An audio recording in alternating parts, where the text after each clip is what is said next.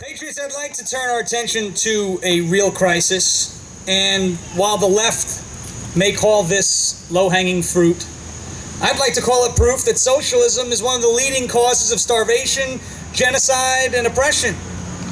Venezuela, oh, you're gonna bring up Venezuela? That's too easy. Venezuela, once a very prosperous and wealthy nation, is in shambles.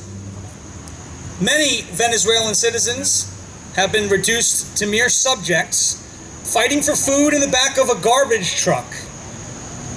By the way, does anybody want that to happen to this country? No. I didn't think so.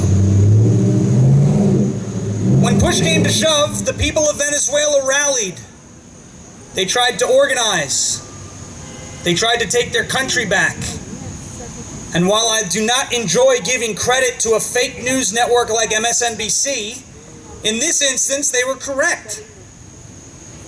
As Venezuelans were rallying in the streets, trying to win back their freedom, they were being chased down and mowed down by military vehicles, leading to MSNBC anchor Kerry Sanders to astutely and perhaps not necessarily knowing what he was saying, point out that since gun ownership is next to impossible in Venezuela, the military is the primary entity with firearms, and the military reports to the socialist dictator Nicolas Maduro.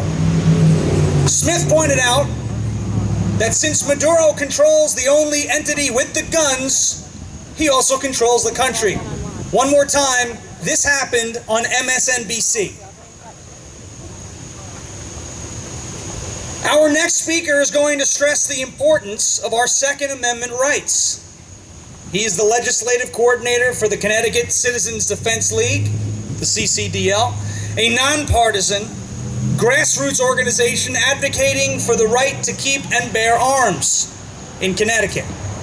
Formed in 2009 and headquartered in Groton, Connecticut, the CCDL boasts almost 30,000 members statewide as of April 2018.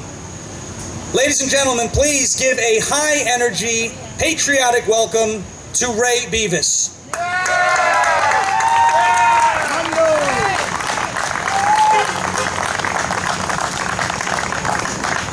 All right, thank you, everyone.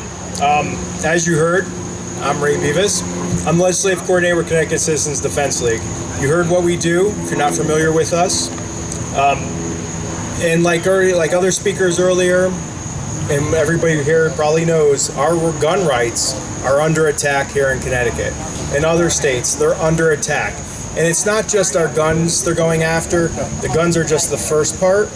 And remember, they're going after our freedoms. They're going after our liberties. These are the things they are attacking one by one.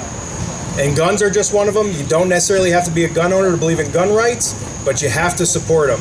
You have to support the First Amendment. You have to support the Second Amendment. You have to support the Fourth Amendment. It's all comes down to the Constitution, the Bill of Rights, where that's what we're all here for. As we know, many of us know, we know the Second Amendment in Connecticut. Article 1st, Section 15 of the Connecticut Constitution says every citizen has the right to bear arms in defense of himself and the state. It's plain and simple, black and white. That's what it says. That's what we need to defend. That's what we're here for. We need to protect that. One of the things CCDL does, and many of you probably don't know, and Rob and Representative Gail Mastrofrancesco do know, that every year there are literally 30, 40, 50 bills that are anti-gun bills. They are guns that are directly attacking our Second Amendment rights. And thanks to Rob Sampson and Gail Mastrofrancesco and other representatives up there, and with the help of CCDL, a lot of those bills get defeated before they even make it to a committee. But they're there every year, and they come back every single year. So one of the things CCL does is we track those hundreds of bills. Since 2009, we've tracked hundreds of bills and defeated many of them, with thanks of our representatives up in the Capitol.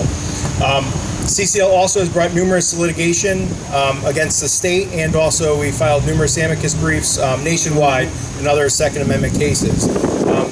Just things we do behind the scenes, and that's very important. Today we talked a lot about the Constitution. I probably can't elaborate much more than the great speakers before me have already talked about. what we need to do is we need to get involved. Everyone needs to get involved. We're involved here today, but when we leave here today, it's just not today. We're just not attending one rally. We need to continue this fight. This fight is a daily fight that will continue. And everyone here knows the importance of the Constitution, but we need to defend it. We need to preserve it. And one way we could do that is at the polls in November. It's very important that we get to the polls, do your part protecting the Constitution, make sure you're registered to vote. I'm sure everyone here is registered to vote. Make sure everyone in your house that can vote is registered to vote. Carry a few voter registration cards with you. I always have these in my car. We have them at the CCDL booth behind there. Carry a few extra in your car. If you happen to come across someone that's not registered, help them register. And even go a step further. Take that registration card for them and mail it for them. Put the stamp on it for them. This way you know that it actually got done. Make sure your family and friends get to the polls on election day. It's very important that they get there. If anyone can't get a ride, make sure they're there. Just organize a gathering, a local gathering of your friends on election day. Carpool there. Maybe go out to coffee or dinner after they vote. Bring your kids. A lot of times, the kids and the youth aren't engaged, and it's our fault for not teaching them. So bring your kids to vote. Let them know it's their civic duty. Let them understand the process. And this way, when they grow up, they can show it on and pass it on to their kids. Every year, I bring my kids to the polls with me, and I'm saddened to see that maybe one or two other families do the same thing. I wish I could see a lot more families bring their children to the polls, get them in the habit of voting, get them civically engaged, let them understand what's going on in their town. Help on campaigns. This is a big one. Campaigns and candidates need your help. If you don't have time to volunteer, open up your wallets, open up your pocketbooks, give money to the candidates that are going to support your cause. Give the money to the candidates that believe in the Constitution. Just volunteering a few hours on a campaign could really make the difference. Especially on the local elections, a lot of candidates lose by 5, 10, 15 votes. They just had one extra volunteer for a couple hours on that campaign. That could mean the difference between winning or losing. Local elections do matter. As we know, our constitutional rights are eroding away at the local level too. We've talked about the federal level. We talked about the state level. In this state, every single month, there's a town trying to pass a firearms ban or further firearms restrictions. And I could go down the list. Southington's a great example. Not allowed to have firearms in parks in this town. It goes on and on. Every year there's in Kent next month, there's a town that's trying to pass a ban on gun stores in their town. They don't want gun stores in their town. They say gun stores promote violence. We don't want gun violence in our town. So they're trying to ban gun stores. And it goes on. I could go on all day with the list of town ordinances, regulations. But what happens is what you need to do is get the right people elected this November, your local town governance, and get the right people elected so they can protect your rights. And then we all do a lot. Everyone here, I appreciate everyone here, but we need to do a little bit more. Just what we do here today is not enough. You need to do more. Engage your friends, engage the people you normally wouldn't engage to get them to be wakened up. Get them to be woke.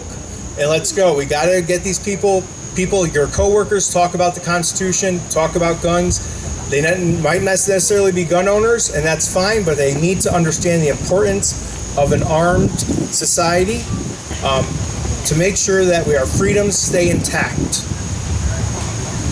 With that said, CCL does have 33,000 members strong in Connecticut. If you're interested in joining, we have our memberships forms back there at our booth. Like I said, you do not need to be a gun owner to join CCDL. Our membership is free for today. So our membership's free for all the time, but it's just today we're giving it away for free. So, but join CCDL as long as you believe in the Constitution, as long as you believe in the Second Amendment. We're there to help you, and we need your support. So thank you very much. I'll be back there if anyone has questions. Thank you.